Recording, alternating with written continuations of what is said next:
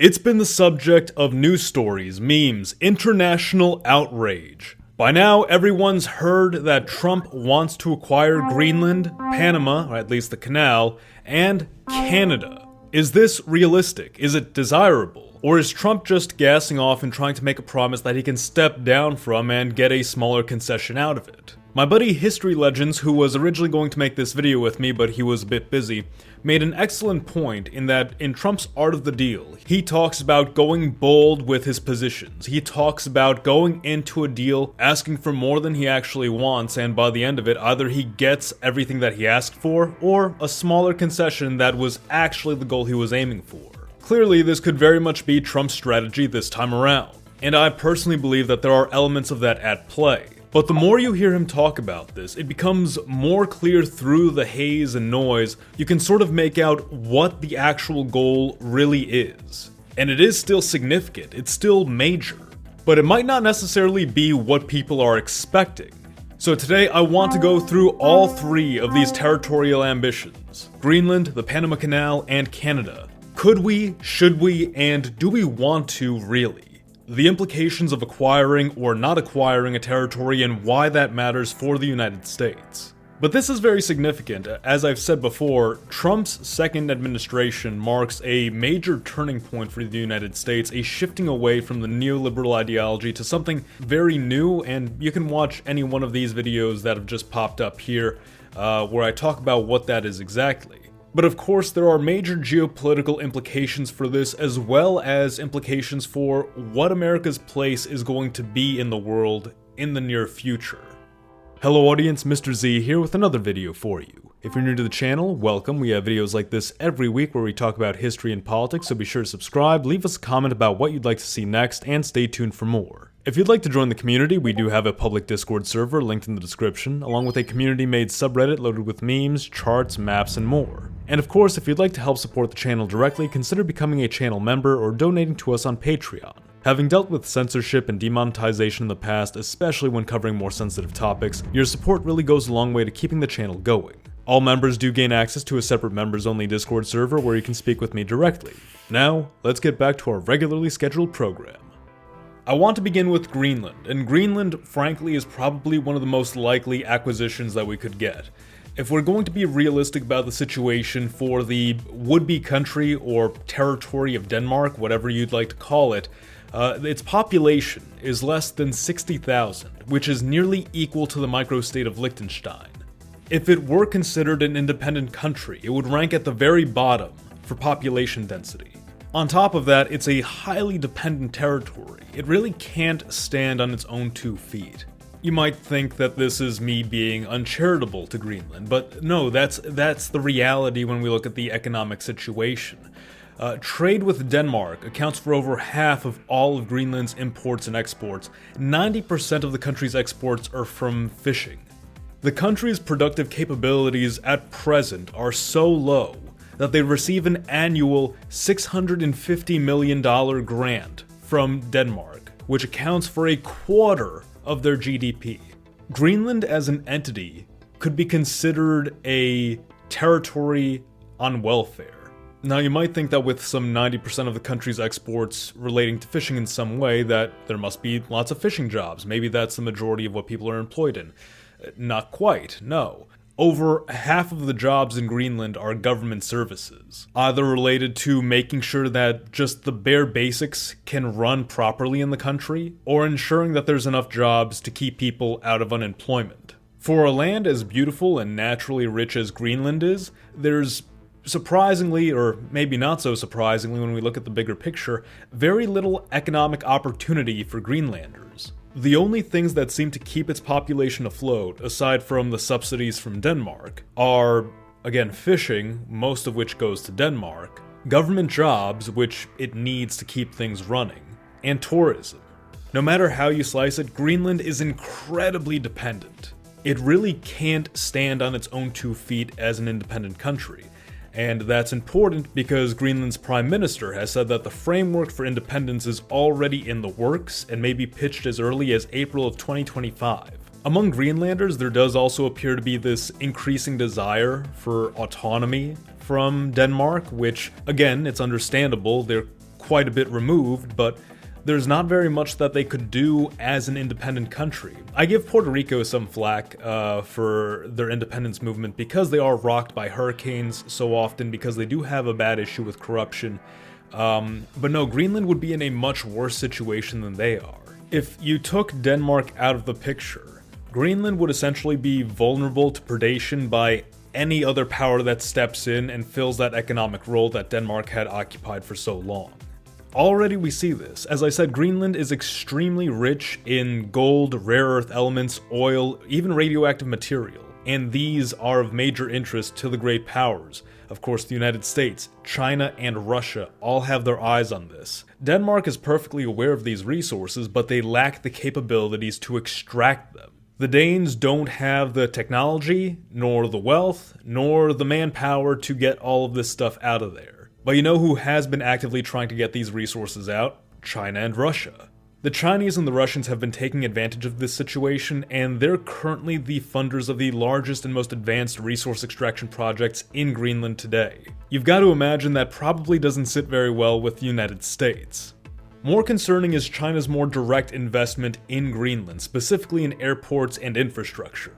Now, we've seen this pattern before. Anyone familiar with the stories of quote-unquote Chinese neocolonialism are familiar with this pattern. China goes into an economically underdeveloped country, they create a bunch of infrastructure and buildings, and when the country can't pay back their debts, the Chinese government seizes control of the infrastructure and claims it as its own. You can probably see why the United States absolutely would not want China setting up shop in Greenland. This is what Trump's been bringing up for a while. He's talked about Greenland being very strategically valuable to the United States from an economic and military standpoint. During a recent interview, he was asked, will you rule out economic or military pressure to acquire Greenland and another territory? And he said for those two territories, absolutely not, because they're crucial to American security. And he's absolutely right in this regard. There are certainly advantages to be gained in acquiring Greenland. Of course, the resources there would be fantastic, and we do have the means to extract those resources. We could apply a lot of the same technology and the same experience we have extracting resources in Alaska. But there's also a preventative aspect to this as well. We want to keep Chinese and Russian influence out of our own sphere. Right now, it seems like fairly innocent enough infrastructure, but that could quickly escalate to something on the level of a Cuban Missile Crisis type of situation. It might not be nuclear warheads, but who knows what type of technology or military equipment the Chinese could station on a base that they occupy in Greenland. On the matter of military bases, Greenland's also in this perfect position in the Arctic Ocean to serve as essentially a shield. We already have some military bases in Greenland as it stands, but that could be expanded significantly. I think back to something that Trump was saying on the campaign when he talked about wanting to create an American Iron Dome, wanting to protect the United States from intercontinental ballistic missile attacks, that sort of thing. Greenland is in the perfect position to secure us against Russian missile attacks.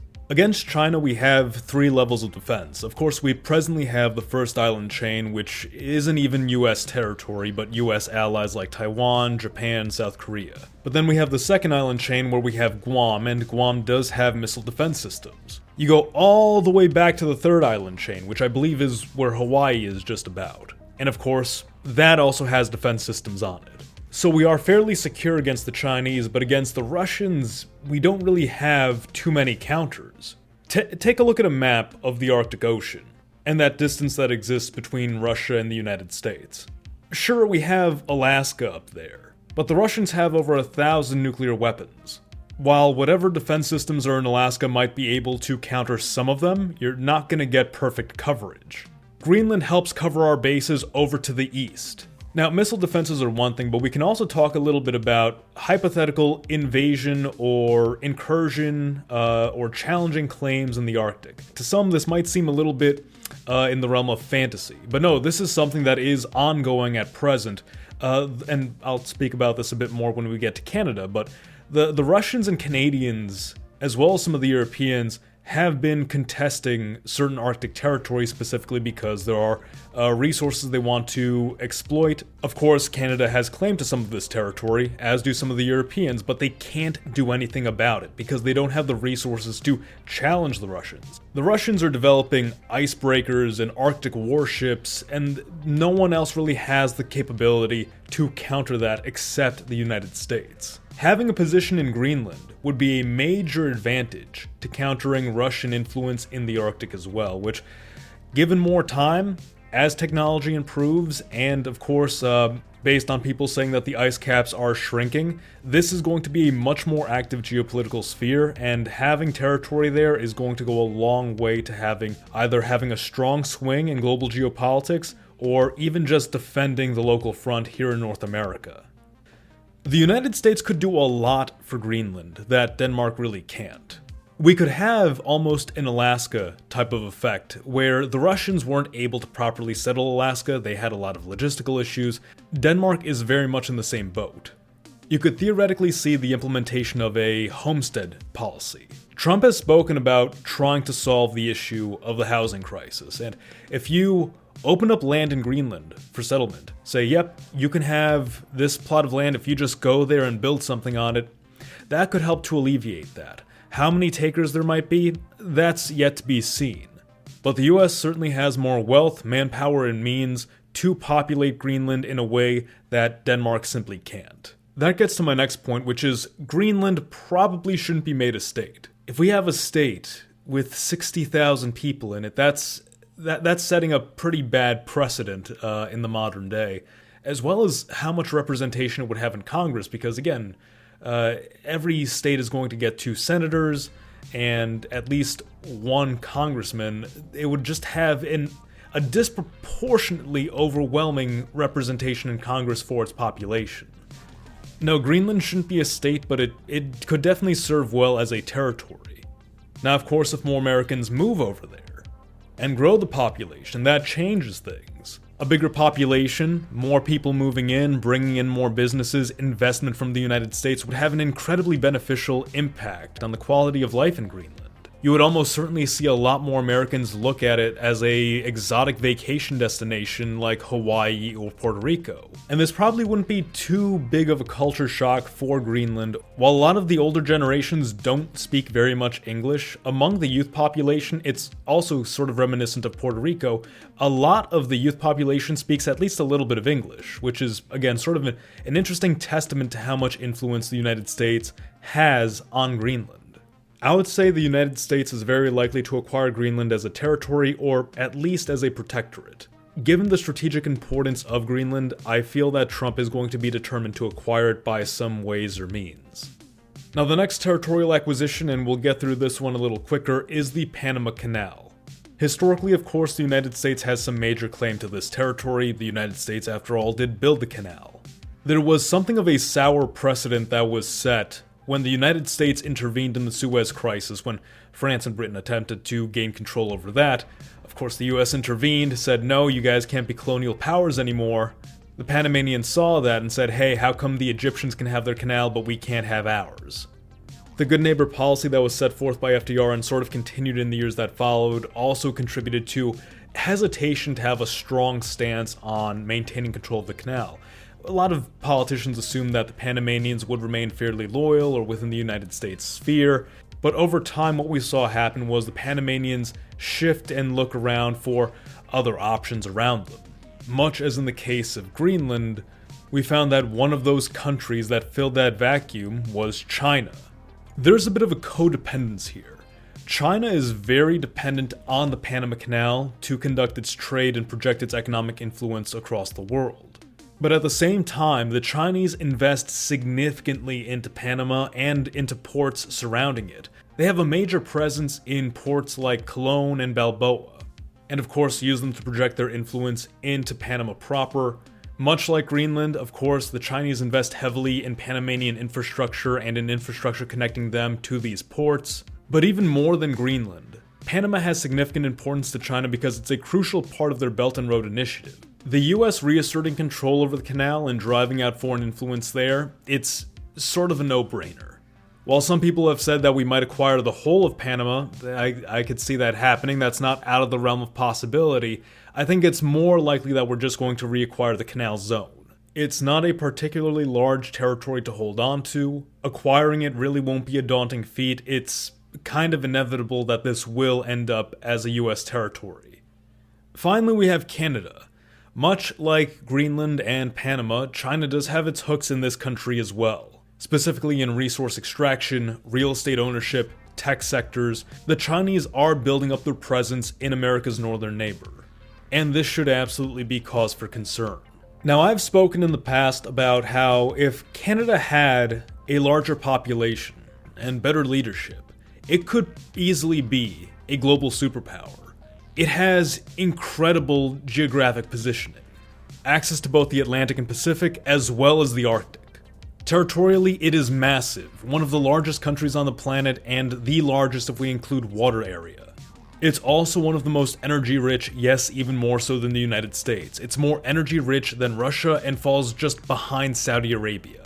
Just like Greenland, Canada is believed to be rich in rare earth elements, oil, gold, nuclear material, you name it.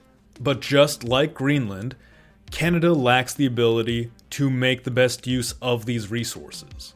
While not as underpopulated as Greenland, Canada is pretty low on that list. They have a population density of about 11 people per square mile, which is even less than Mauritania. Most of that population is huddled pretty close to the US border and along the coasts. And especially in recent years, the Canadians just haven't seemed to have the economic motivation to make the most out of what nature has given them. Trump made a very interesting point in that the United States really doesn't need anything from Canada. The Canadians are more so dependent on American resources than vice versa. Canada is, in a way, to the United States what Greenland is to Denmark. If the United States were to suddenly vanish, Canada would be at a loss for what to do with its exports and imports. China would probably fill a good chunk of that, but it still wouldn't be enough. On top of that, Trump made an excellent point in that we basically protect Canada, because Canadian security, whether we like it or not, is American security. If there is some type of infiltration, if there is any type of danger to Canada's security, we have a demilitarized border with them. If a terrorist makes their way into Canada, they can make their way into the United States. If an invading army makes its way into Canada, they can make their way into the United States. American defense along both coasts de facto provides Canada with a degree of security that means they don't have to invest that into their own national defense. In practice, Canada is a very spoiled protectorate. Sure, every now and then we wave our influence around and compel them to swing their foreign policy one way or the other, but Canada still has a massive degree of independence. Will Canada become a US territory or a state, however? Probably not, and it might be undesirable to do such a thing. If we were to take on all this territory, once again, one of the largest countries, if not the largest country on the planet. And again, while relatively underpopulated, we're still talking about a population of 40 million people. They all have their own way of doing things, they have their own government systems. Canada is a lot more complicated than Greenland is. It would not be an easy feat to integrate that territory into the United States in any fashion. From a political standpoint, Donald Trump shouldn't want to do this either. Greenland is an interesting situation. A lot of Greenlanders do tend to support socialist politics, but again, it's 60,000 people. It's not a massive amount of people. Canada has 40 million people. And I want to extend this to, it's not just unfavorable to annex all of Canada, it's unfavorable to annex basically any part of Canada. Because there are some people on the right who might say, oh, well, let's just annex the conservative parts of Canada. There really aren't conservative parts of Canada. Alberta, Manitoba, Saskatchewan, they're not conservative by American standards. What are essentially considered the most conservative provinces of Canada are essentially Minnesota as far as politics are concerned. I'm going off of memory here, but if memory serves, not a single one of the prairie provinces is even over 50% religious. I'll have to double check that, I'll put it up on screen, but even if it's around the 50 or 60% range, adherence is extremely low. On top of that, the predominant Christianity in those states is the Evangelical Lutheran Church of America, or rather their Canadian branch, the Evangelical Lutheran Church of Canada. These churches, by and large, are not necessarily known for being particularly conservative. Generally speaking, they're some of the most socially progressive in North America. This is just a little side tangent, but from a political standpoint, Republicans should not want Canada to be a state or multiple states or whatever it might be, because you're going to be adding a lot more blue states to the Union. But from a purely practical standpoint, again, you're taking on a lot of responsibility, having to manage all of these people, all this land. It's just not a good idea. Recognize the circumstances that have led the population of this country to want a more inward-facing government that doesn't want us looking abroad to Ukraine or Taiwan or to all these foreign countries. We have problems here that we need to deal with. We have situations that we need to solve before we even think about taking on more responsibility. Before we even think about taking on a population larger than the size of California. That being said, the United States relationship in relation to Canada should be changed. And what I think we're going to see is Canada become more of an overt protectorate of the United States rather than becoming a proper territory of the United States. And this sort of harkens back to what I was mentioning earlier about the Arctic Ocean becoming a far more strategically important playing field for the United States. Of course, we can expand on what I was talking about insofar as why Greenland would be a benefit and how that also applies to Canada, who does have this massive Arctic shield. But Canada also has something that's very unique. They have their own Panama Canal, believe it or not. Back in 2009, just about, the Northwest Passage, yes, the famous Northwest Passage if you're familiar with that, became relatively easy to navigate once again. And when news of this broke out, the global community was saying, hey Canada, you should make this an international sea route so everybody can just use it at their leisure. Even Canada recognizing how valuable this sea route was, said, no way, this is ours. We want to assert our claim to it. You know, let's say we retake the Panama Canal, but then China or Russia or whoever decides to just use the Northwest Passage instead. Let's say even our European allies who want to skirt around using the Panama Canal decide to use the Northwest Passage. Well, we can't let that happen. See, if we control all trade going in through the south and north of North America, what a powerhouse of trade that would make the United States. While maybe not the entirety of Canada, occupying a lot of those islands surrounding the Northwest Passage might be viable. They're largely underpopulated, and they could basically be used as a territory much like the Panama Canal Zone. Some other concessions from Canada as well would probably be expected. The Canadians will probably become a lot more economically dependent on the United States as Trump expects them to buy more American products. Perhaps we'll see the Canadians pitch in more insofar as military defense is concerned. Heck, it's not entirely out of the realm of possibility that you see a free movement zone pop up, similar to what you have in the European Union, where, because we have this demilitarized border, you have Canadians and Americans who can sort of come and go as they wish, but they still have political boundaries. There is, you can't have a Canadian voting in an American election and vice versa, an American voting in a Canadian election. Those types of things. The Canadians still maintain their style of government, their social services, Canadians still pay Canadian taxes, etc. Canada, I don't think it's desirable for the Canadians to become a territory. Will the relationship and status in relation to the United States change? Yes, that could probably be expected. But annexing Canada is not going to be as easy of a feat as annexing Greenland or annexing the Panama Canal Zone. I think on top of that, you might see exploitation rights to some degree. The United States investing in Canada in a similar way that China invests in foreign countries, where the United States might help build more infrastructure in Canada, but infrastructure that's owned and operated by the United States government, or by some American entity. You could see the US set up more mining operations in Canadian territory, extracting valuable resources. The US is going to get more out of Canada, is what it seems like Trump is aiming for. There was a Canadian Prime Minister who even at one point said Canada has two options with what to do with its very valuable Arctic territory. It can either use it or lose it, and their failure to make the most of it, I think, is going to see the United States fill in that role.